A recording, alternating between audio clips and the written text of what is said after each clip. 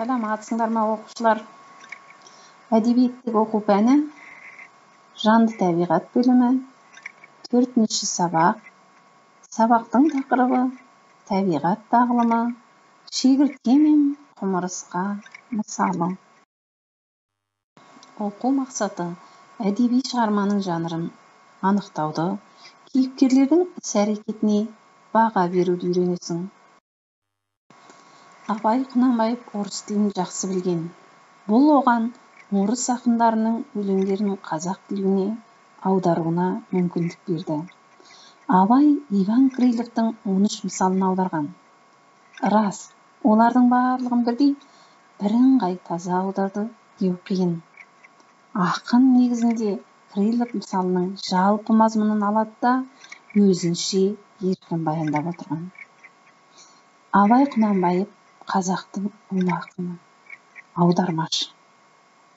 Абай Құнанбаев 1845 жылы Семей өңіріндегі Шыңғыстауда дүниеге келген. Ол орыс тілін жетік меңгеріп, орыс тілінде жазылған әдеби шығармаларды көп оқыды. Орыс және батыс ақындарының шығармаларын қазақ тіліне асқан шеберлікпен аударған. Балалар, суреттен нені байқап тұрсыңдар? Бұл шегіртке мен құмырсқа. Бұл жылдың қай мезгілі бейнеленген? Ақ қар, дала суық, шегірткенің тоңып тұрғанын байқап тұрсыңдар. Дұрыс айтасыңдар, бұл қыс мезгілі. Құмырсқаның киімі қандай? Шегірткенің киімі ше? Қысқа дайындықты қайсысы жақсы жасағаны көрініп тұр? Жарайсыңдар. Шегірткенің көңіл күйі қандай деп ойлайсың? Тоңып тұрғандықтан онда көңіл күй бола ма? Әрине, оның көңіл күйі қатты түсіңкі. Олай болса балалар, Иван Крыловтың шығармасы, Абайдың аудармасы, шегіртке мен құмырсқа мысалын тыңдайтын боламыз.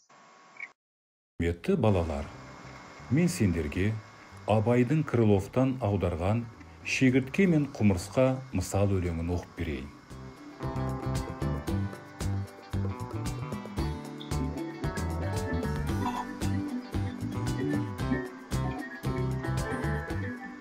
Шырылдауық шегіртке ыршып жүріп ән салған, көгалды қуып гүл айттап, қызықпен жүріп жаздалған.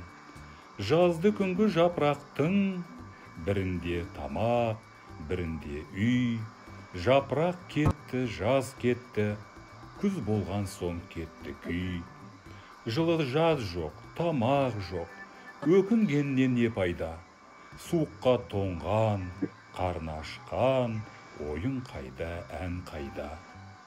Оны менен тұрмады, қар көрінді, қыс болды. Сауықшыл сорлы бүкшейді, тымақ қиын іс болды. Секіру қайда, сүрініп, қабағын қайғы жабады. Саламда жатып дән жиған, құмырсқаны іздеп табады. Селкілдеп келіп, жығылды, аяғына басыра.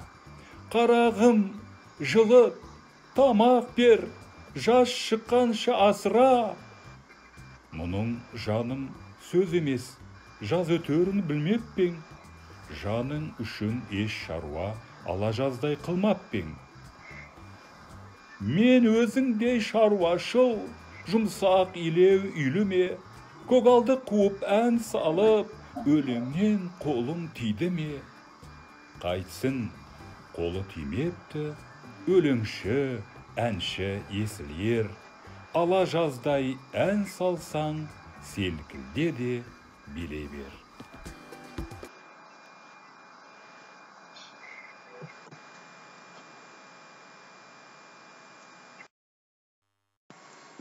Оқушылар, мынау сұрақтарға жауап беріп көреміз.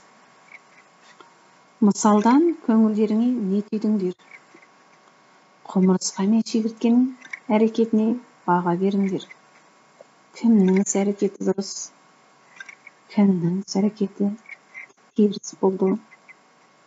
Құмырсқаның жауабымен келісесіңдер ме? Әлде келіспейсіңдер ме? Ойларыңды дәлелде. Шегірткеге қандай кеңес беретін едіңдер? Үй тапсырмасы. Шегіртке мен құмырсқаға арнап ереже құрастырасыңдар. Жиренетін әдеттер, үйренетін әдеттер қандай болу керек?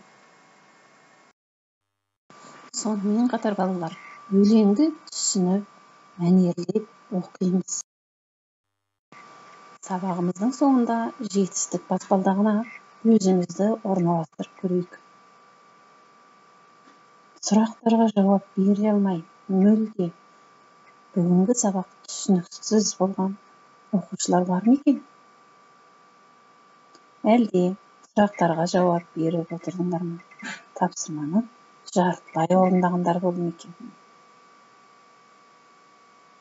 Менің ойымша, барлығың тапсырманы орындап, сұрақтарға толық жауап берді деп ойлаймын. Жарайсыңдар балалар.